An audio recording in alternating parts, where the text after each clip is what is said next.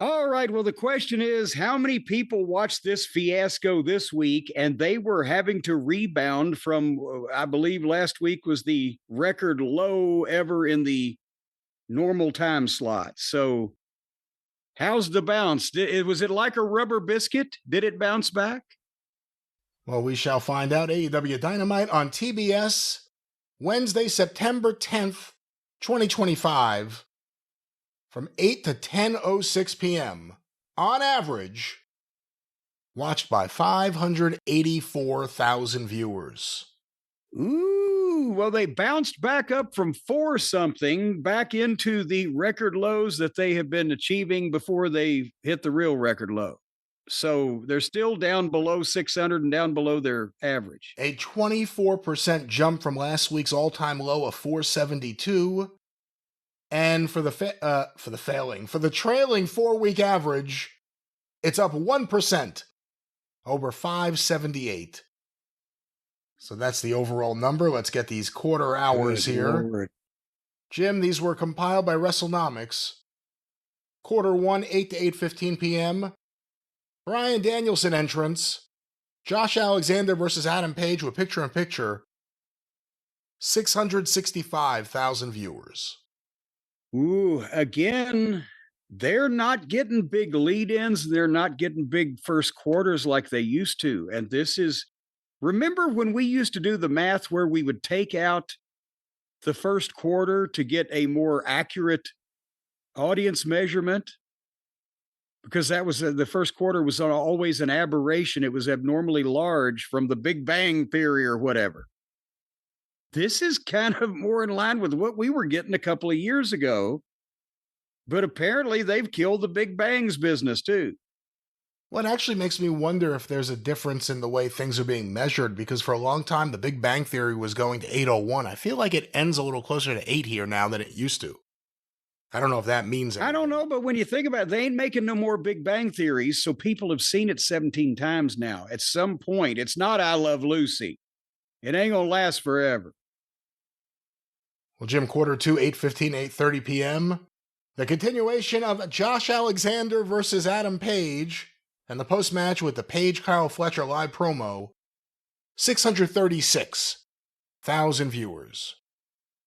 And they, again, they dropped 29,000. They used to drop 100 and something thousand, but they start with fewer. But they still lost in the start of the program. They lose almost 30,000 people when the world champion is in the ring. Yeah. Jim, quarter 3, 8:30 to 8:45 p.m. The MJF backstage promo, an ad break, the Young Bucks confrontation with Brandon Cutler and Jon Moxley at catering, and the start of Emi Sakura and Mercedes Moné versus Alex Windsor. For those complaining about the way I've been pronouncing it, I apologize. And Riho. I just thought she was chapped from the wind sore. 601,000 viewers. Well, and is anybody surprised? They put the Outlaw Girls in that early in the show, and they lose another 35,000 people. And I mean, at this point, they're going to have to level off because they won't be able to make their average, but it may very well get worse. We go to quarter 4, 8:45 to 9 p.m. The continuation of Sakura and Moné versus Windsor and Riho. The Ricochet and Gates of Agony backstage promo. An ad break. The Adam Copeland Christian Cage video. And the start, all of, I guess, the FTR Stokely live angle. 573,000 viewers. Jesus Christ. So there went another 28,000, and now they're 65, 80, 92,000 down from the start of the, again, they've got to go up here somewhere, but they won't make their average. So are they going to gain at the top of the hour? Well, we go to the big 9 o'clock hour, quarter 5, 9 to 9:15 p.m. The Hurt Syndicate backstage angle, and Shelton Benjamin versus Ricochet with picture-in-picture. 618,000 viewers.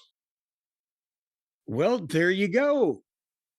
The top of the hour, the Hurt Syndicate You've got 20, 30, 45,000 people to say, okay, here's Shelton. Something's going to happen. Question is, did they keep him?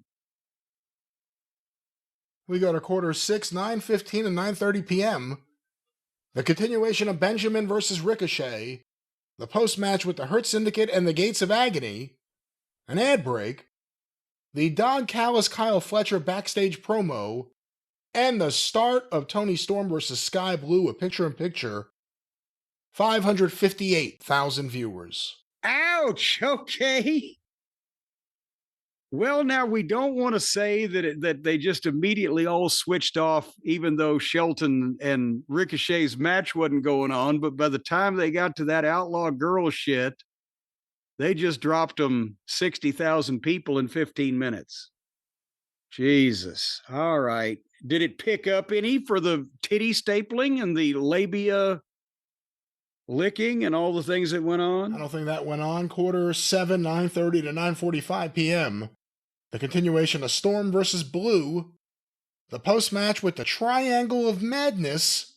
Jamie Hayter. Oh, and Jamie Hayter. Separate segment now. Willow Nightingale, Harley Cameron backstage angle. And an ad break. 535,000 viewers. Ooh, so the women's garbage match lost them more viewers in basically the time that they were out there than they'd lost in the entire show up until that point. And now they're 130,000 down from the top, and they started kind of low. Well, we go now to quarter 8. I remind you, a 6-minute overrun. 9:45 to 10 p.m. Bandito and the Ops versus the Death Riders and the Young Bucks. 513,000 viewers. 6-minute overrun post-match with Darby Allin and Daniel Garcia. 514,000. So 1,000 people were standing by in case Impractical Jokers came on. Jeez, they still managed to lose 150,000 viewers from the top and only started with 665 to begin with. They're lucky it's not lower. It's a bad show. It's just not a good show. Right now it isn't. Well, hopefully next week's 12-man tag team match will bring the numbers back up. But I mean, we'll see, but I don't see them cracking 600 again consistently unless they make changes in this programming. What else are they going to do?